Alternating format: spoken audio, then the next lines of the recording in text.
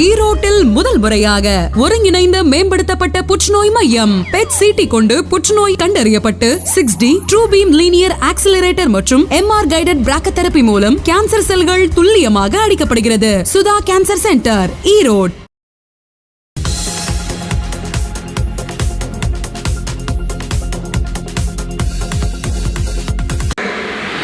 எந்த குற்றமற்றமும் கேட்கவில்லை.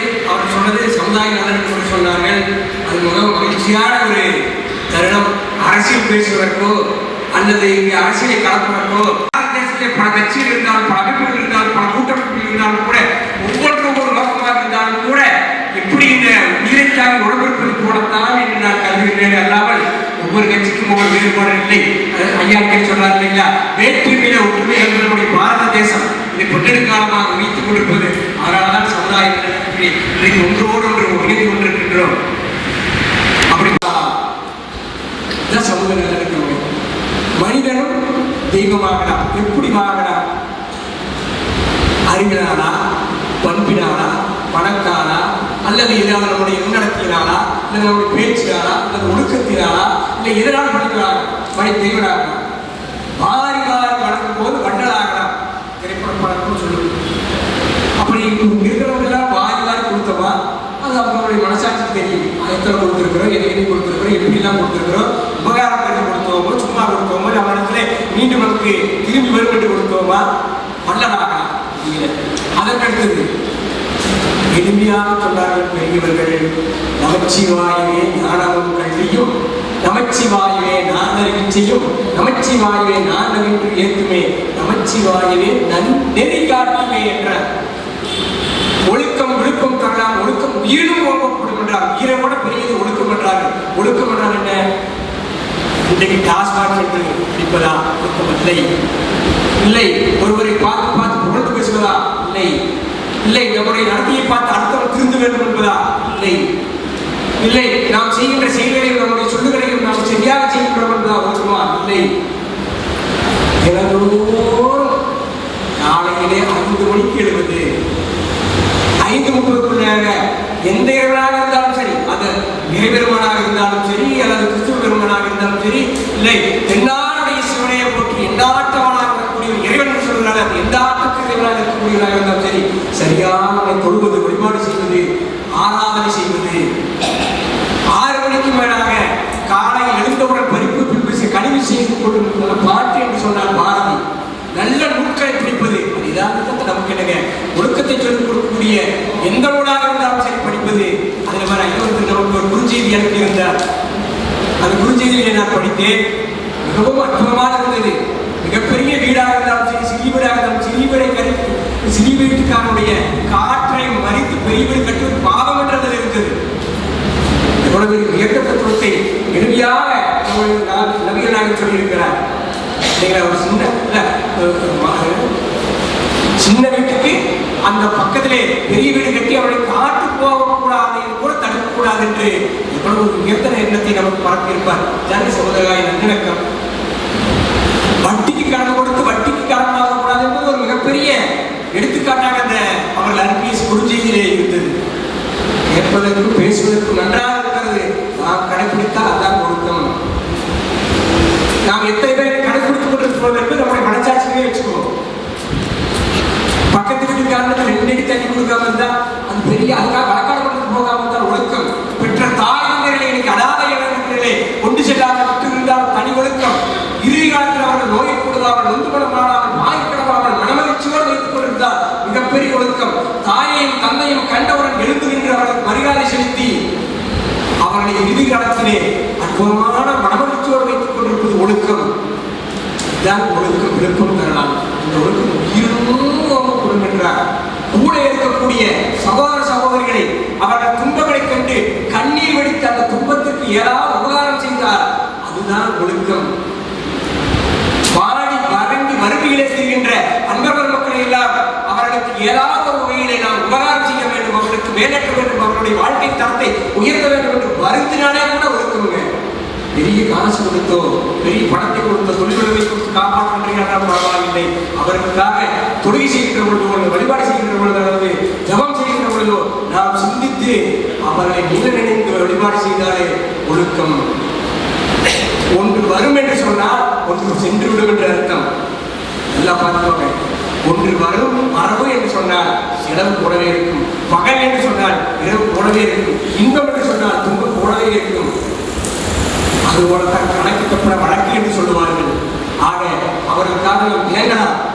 அவர்களுக்கு உபகாரம் செய்யக்கூடிய மார்க்கங்களை எல்லாம் நாம் சிந்திக்கலாம். ஆக இதுதானே சமுதாய நல்லிணக்கம். இதில் ஜாதி ஏது, மதம் ஏது, வெறிபிடித்த மத மாற்றம் ஏது இல்லவே இல்லையே. அவரவர்கள் மார்க்கங்களில் அவரவர்கள் தெளிவாக, உறுதியாக, நம்பிக்கையாக, முழு முயற்சியோடு இருக்க வேண்டும் என்று சொல்வது அவரவருடைய மதம் மட்டுமல்ல, உலகத்தினுடைய ஒட்டுமொத்த பொது நீதி. இதில் நீங்கள் ஏன் மாற்றி வர வேண்டும், நானே மாற்றி வர வேண்டும், இன்னொருத்தரையே மாற்றி இழுக்க வேண்டும். போயிட்டே இருக்காங்க. நாய்வால் நிறுத்த முடியாதுன்னு சொல்லுவாங்க. நாய்வால் நாமே நிறுத்துறது ஓடி அடிட்டு இருக்காங்க. அப்படிதான் போயிட்டு இருக்கிறோம். சகோதரத்தாக எத்தனை ஆண்டுகளாக இந்த பாரத மண்ணிலே நம்முடைய இந்த சமுதாயங்கள்லாம் ஒன்றுபட்டு இருக்கிறது. ஏதோ சிறு சிறு இப்பொருள் வரத்தான் செய்வது மனிதனுடைய ஆறாவது அறிவு குறைவுள்ள அறிவு. அரசியல் பேசுவதற்கோ இல்லை ஆன்மீகத்தை பற்றி பேசுவதற்கோ நாம் வளர்த்துக் கொள்ள வேண்டும் என்று சொன்னால் ஆன்மீகம் என்பது ஒரு கண்ணாக இருந்தாலும் அரசியல் என்பது ஒரு கண்ணாக இருந்தாலும் ரெண்டும் வெவ்வேறு. இப்படி எல்லாம் இருவர் ரெண்டு கொடுத்துருப்பாரு. கண்ணு ரெண்டு, மூக்கு ரெண்டு, வாய் ரெண்டு, நம்ம பாரத தேசம்.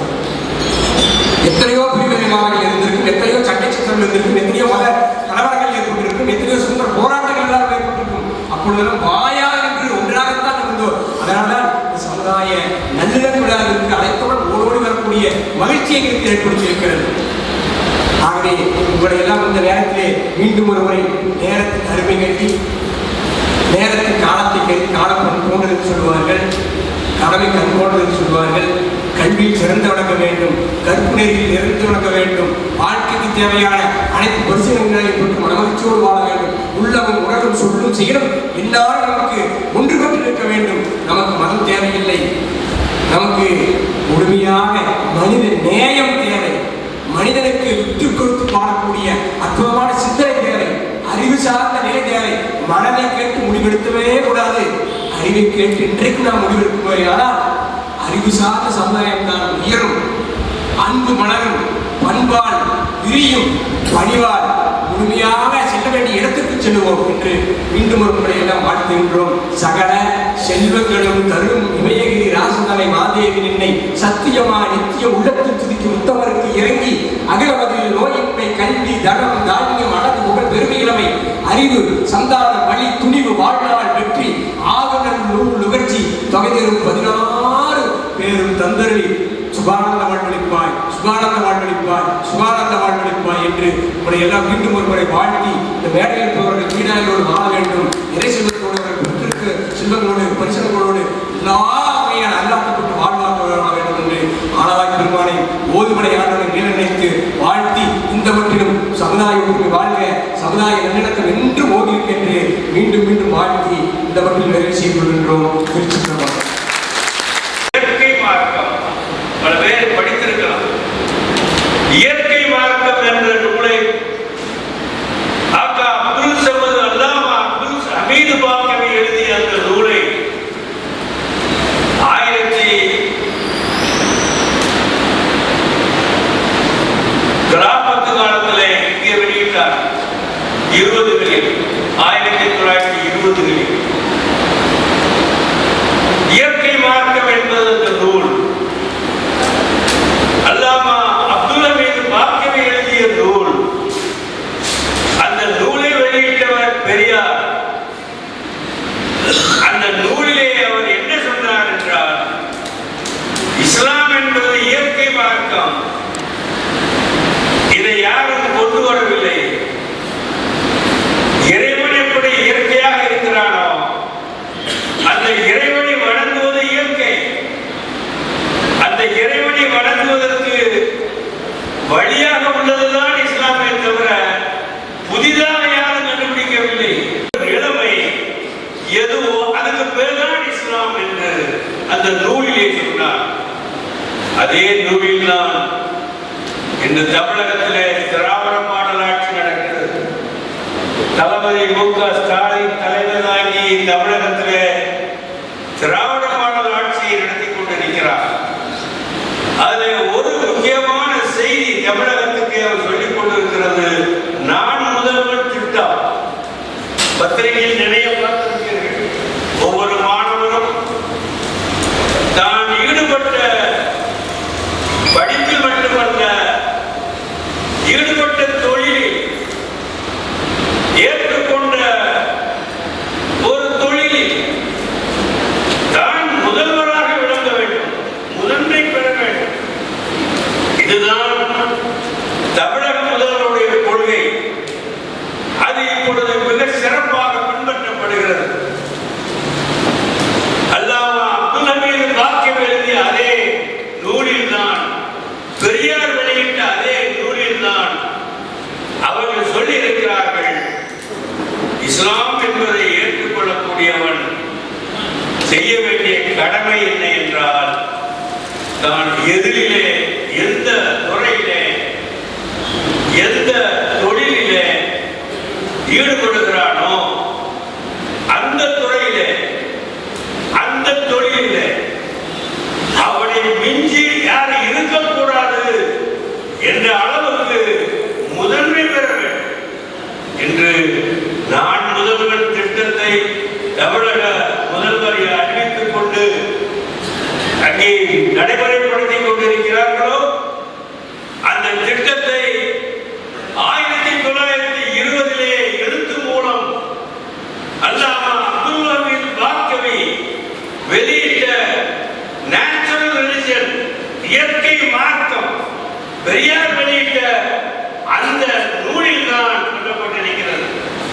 இது ஏன் இங்கு நினைவுபடுத்தி என்று சொன்னால், இஸ்லாமிய மார்க்கம் என்பது இறைவனோடு பிறந்தது, இறைவனுக்காக வந்தது. இறைவனை ஏற்றுக்கொண்டவர் நடக்கிற வழிக்கு பேர் தான் இஸ்லாமை தவிர அது மதம் கிடையாது, அது தனி ஒரு தத்துவம் கிடையாது. இறைவனை யார் ஏற்றுக்கொள்கிறார்களோ அவர்கள் இயற்கையாகவே ஏற்றுக்கொண்டு நடைமுறைப்படுத்தக்கூடிய ஒரு வாழ்முறைக்கு மறுமையில் தான் இஸ்லாமை தவிர, இஸ்லாம் என்கிற வார்த்தை அரபு வார்த்தை, அவ்வளவுதான். அதுதான் இஸ்லாமிய மார்க்கம். ஆனால் அப்படிப்பட்ட இஸ்லாமிய மார்க்கத்தை தான் நபிகள் நாயகம் அவர்கள் நமக்கு மாநில சமுதாயத்துக்கு வழங்கி சென்றிருக்கிறார். பேராயருக்கு பேசும்போது நல்லிணக்கத்தை பற்றி அவர் பேசினார். அஸ்ஸலாமு அலைக்கும். முஸ்லிம்கள் ஒருவருக்கொருவர் சொல்லுகிறோம். இன்னும் பதில் சொல்கிற போது அஸ்ஸலாமு அலைக்கும் என்று சொன்னால் அலைக்கும் அஸ்ஸலாம், அதோடு இருக்கிற ரஹ்மத்துல்லாஹி வ பரகாத்துஹு அதை சொல்றோம். இது இஸ்லாத்துல இருக்கிறது. இப்போ முஸ்லிம்கள் மத்தியில அஸ்ஸலாமு அலைக்கும் என்று சொன்னால் வலைக்கும் ஸலாம் வ ரஹ்மத்துல்லாஹி என்று சொல்ல வேண்டும் என்று பைபிளிலே, முதல் பைபிளிலே வந்து. இது போன்ற நம்ம ஈரோட்டு செய்திகளை காண நம்ம ஊர் சேனல் சபா நியூஸ் தமிழுடன் இணைந்திருங்கள்.